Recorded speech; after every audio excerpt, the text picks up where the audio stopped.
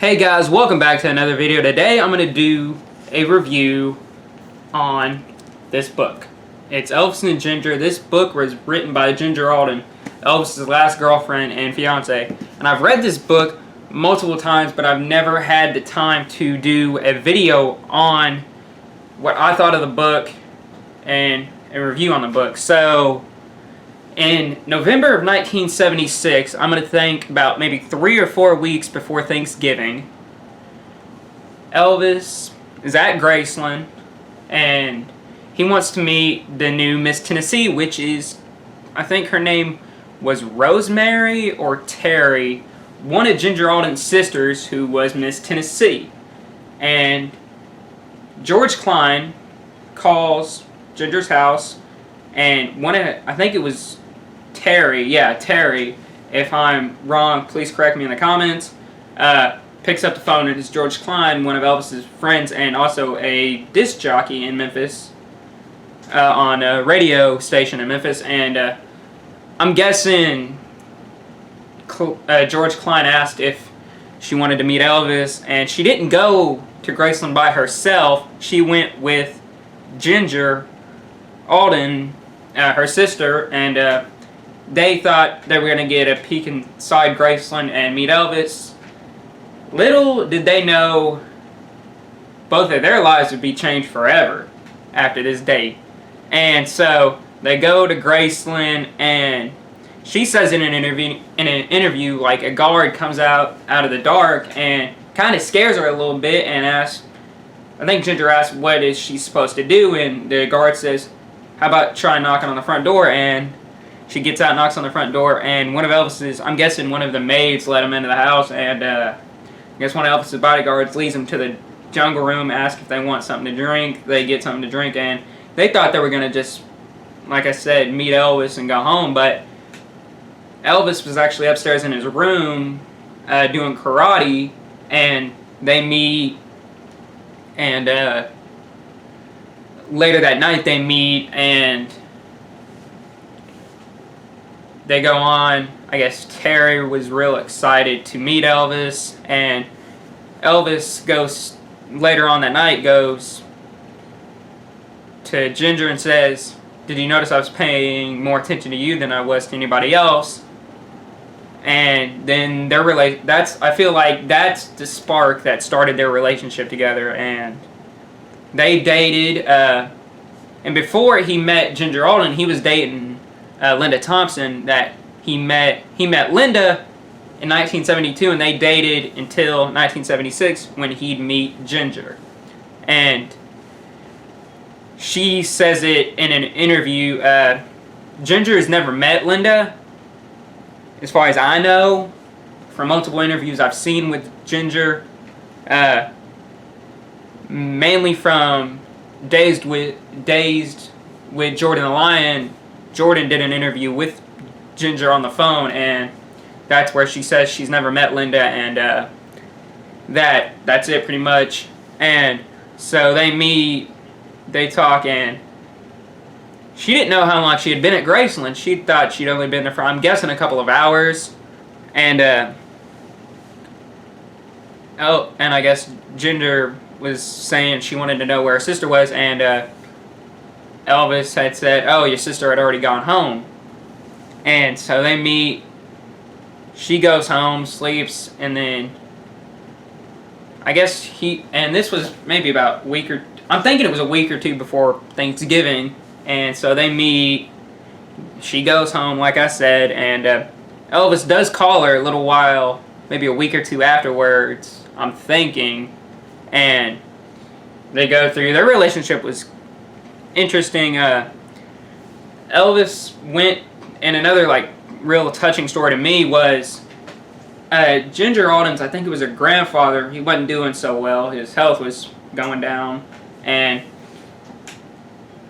he ends up passing away, her grandfather, and they go out to his funeral, and the cover of this book is actually from that photo. It was a little church, I think it was in Arkansas, I'm pretty sure.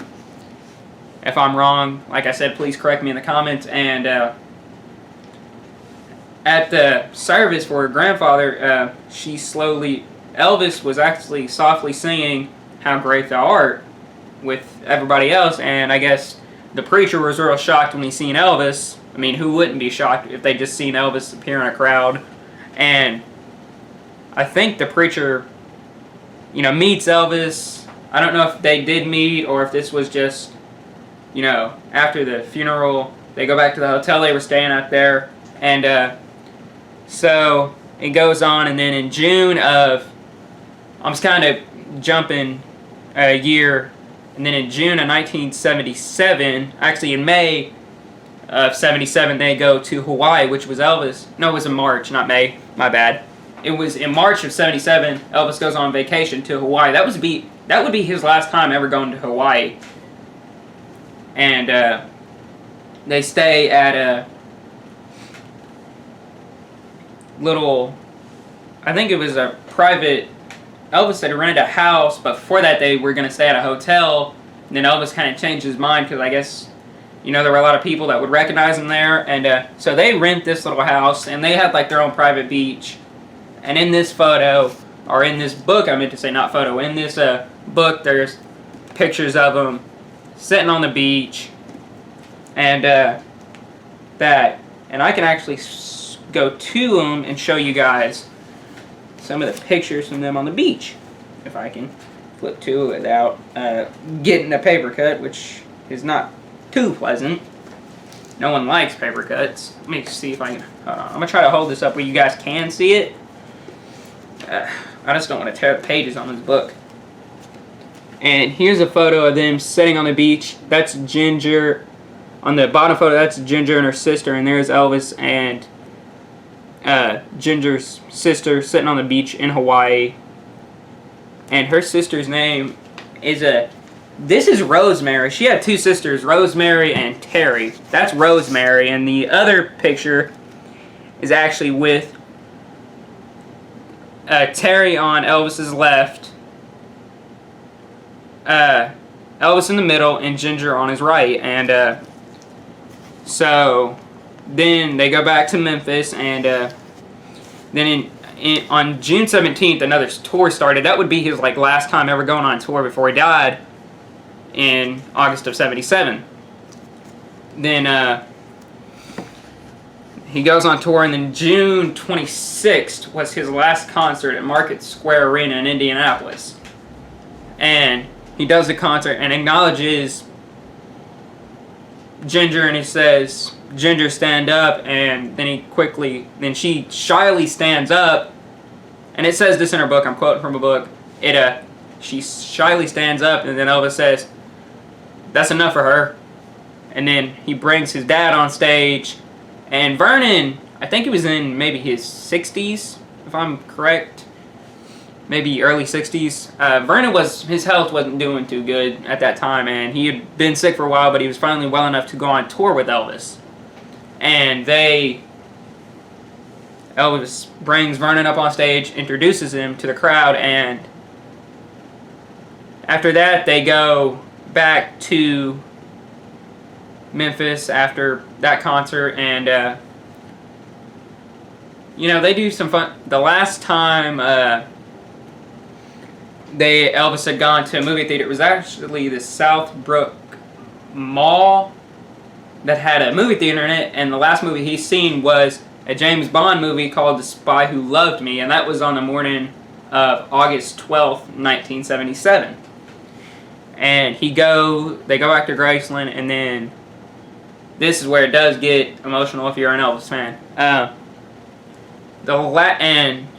They return to Graceland after watching the movie, and then Elvis, August 15th, goes to the dentist around 11 that night, returns to Graceland around 12:30, and then I think he mentioned to Ginger that he wanted to play racquetball, so around, I think, 4:30 that morning, Billy Smith, his cousin, Billy's wife Jo, Ginger, and Elvis go play racquetball.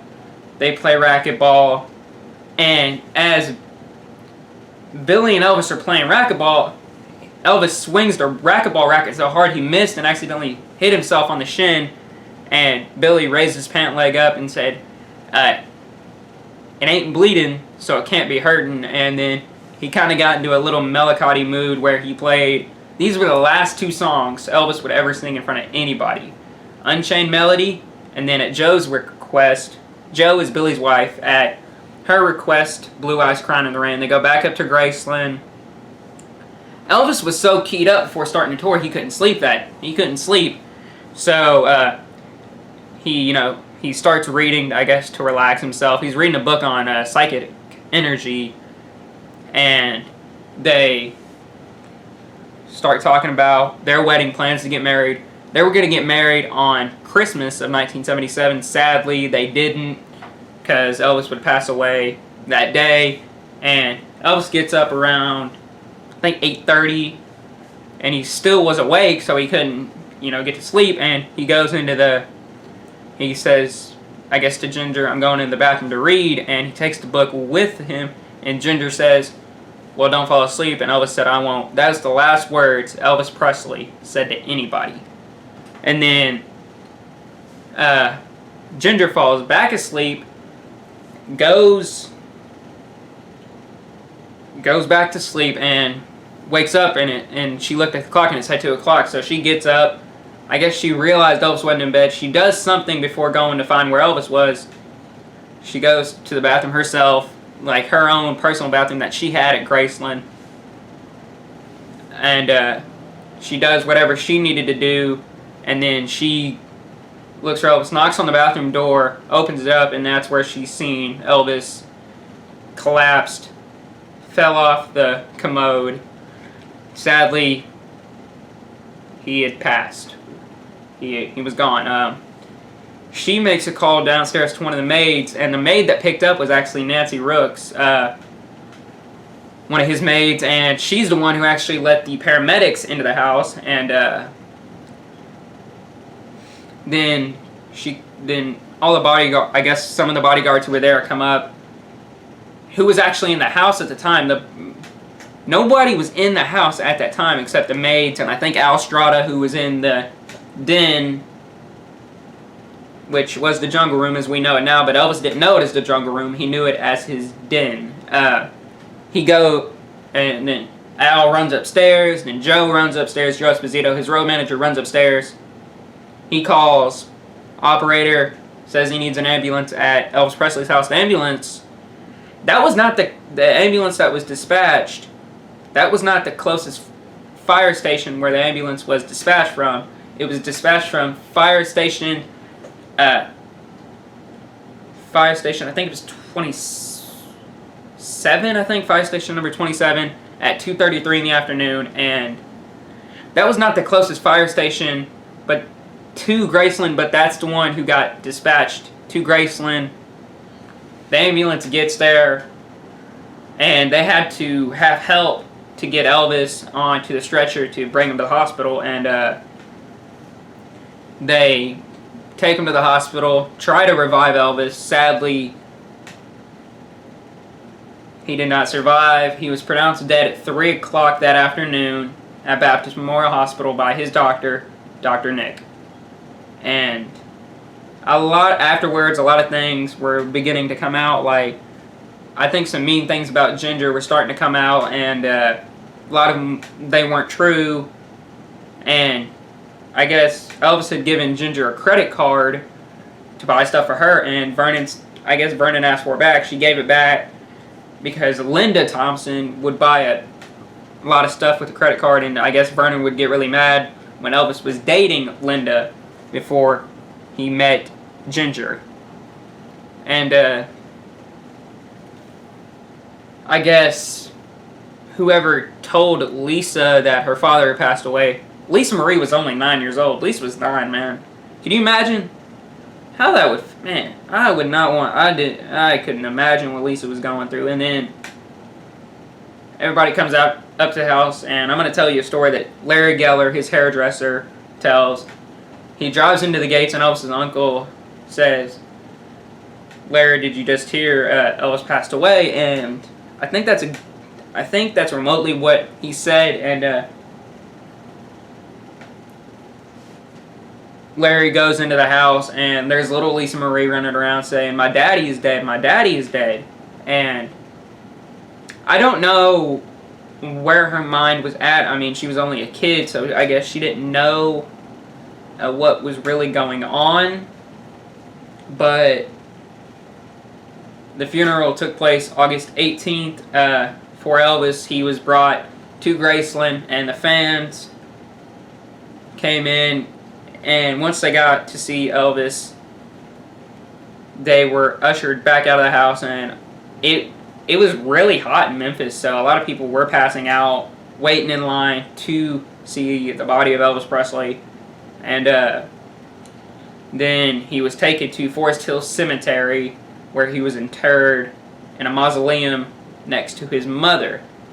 The security at the cemetery, I guess, was very... I don't know how the security was at the cemetery, and there were threats to steal the body of Elvis.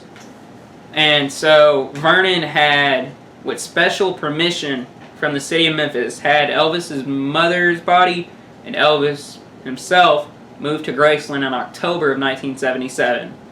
And he is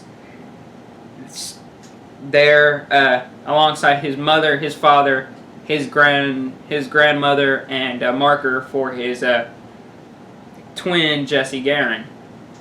And when you go on the tour today, that's the last thing you'll see before you get back on the bus to go back over to the Elvis Presley's Memphis complex, where all his gold records are, all his jumpsuits, and all this stuff. And the last car he drove was a 1973 or 74 Stutz Blackhawk. It was a black one, and he had two of them. He had a black Stutz and a white Stutz. He drove the black Stutz, and that was the last car he'd drive before he passed away. And